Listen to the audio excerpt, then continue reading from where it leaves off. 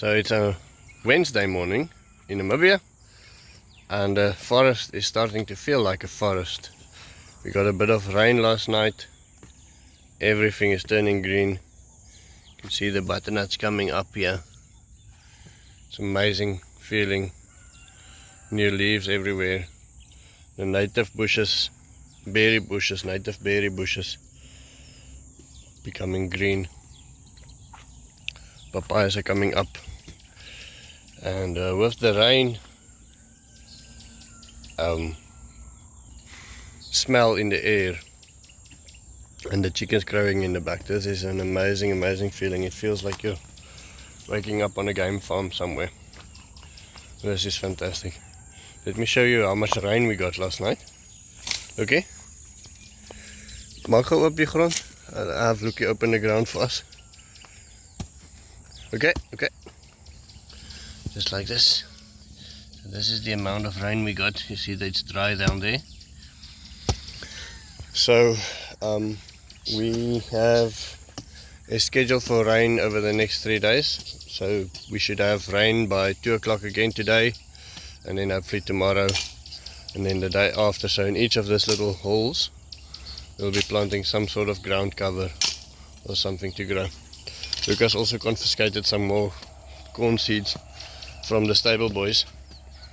They said they asked him a couple of days ago for seed, and then he gave it to them, and then this morning he realized they didn't plant it yet, so he took it back. Said to them, no, if they're gonna waste these seeds, then they can't have it. So he'll be planting that as well. These are, I think, cowpeas coming up here that we've planted a while ago. They are taking over as a ground cover quite nicely in this zai pit. You can see in there it's growing quite lushly. The trees are coming up through the thorns, also very nice.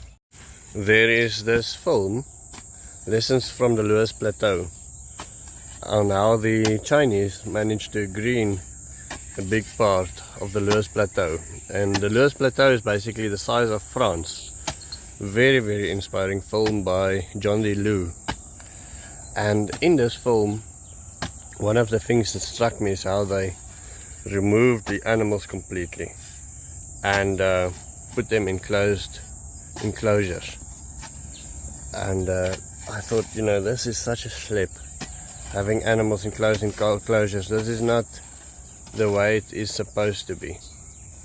But I do believe that, or I've seen, I don't believe it, I've seen it with my own eyes, that free-ranging animals on a farm like this is so incredibly destructive. So incredibly destructive that you cannot keep ahead of farming them if you want to work with free-ranging animals. So keeping them enclosed or removing them for a couple of years until your systems are fixed is a very important thing. So yeah, keep saying that. Here we are planting a hedge with Lucina. We've been growing Lucina in bottles now for the last 6 to 8 months. 6 months maybe. And they are a bit stronger now. We are going to take some of them out and plant them along the line. Now this is, the river is over there, as you can see. This is basically already a forest. You can see there is your fallen forest, there is your veg growing up on the side, and so this is already a forest, but along this line we are going to be planting these guys. Show me one.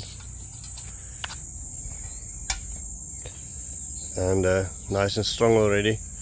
We've been struggling with growing them, and I think there's a couple of reasons why. I think sheep is probably the biggest reason. Sheep and rabbits and things like that. So we'll be planting that one, putting a tire around it, and because we removed the sheep from the land completely, I think they will be a much bigger success. Planting them currently at 2-meter intervals. As they grow up, we'll gather all the seeds below them. They throw down millions and millions of seed, and hopefully we'll be sprouting in between them. We'll be sprouting many more to make them a very dense hedge. Okay, so before I show you what the video is all about, I'm going to show you what we did. So there's a couple not in tires. Then here they are all in tires, planted, going around here, and then they left a little break there so we can put a gate there for the going to the pigs, and then they come around here. Emmanuel is just quickly cleaning up, coming around here.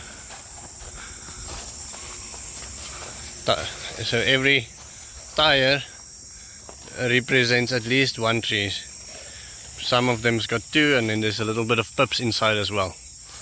So look in us everywhere. So for the last couple of days the guys asked me for corn seeds. They really want to plant some corn. Now a little bag of 5 kilograms, that's all they asked for. And then I realized that the seeds that we buy has got a little bit of poison on them.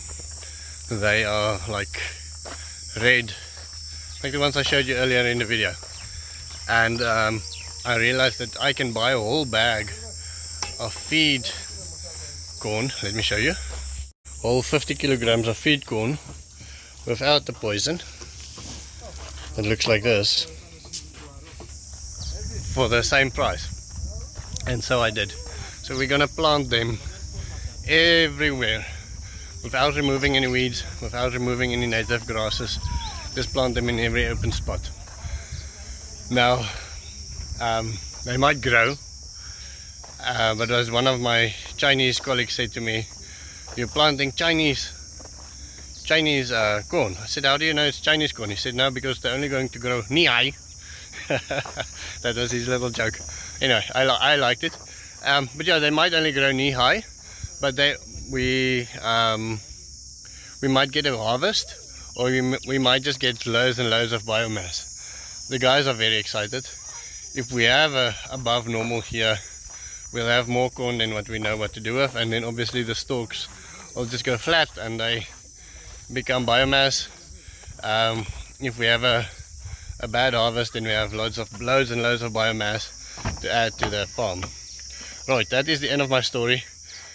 The rain didn't come at 2 o'clock, but it might still come this afternoon. We have 3 days of rain planned. It just doesn't want to show up. Sorry, it doesn't want to show up. But let's see. I'll see you tomorrow. Have a wonderful day.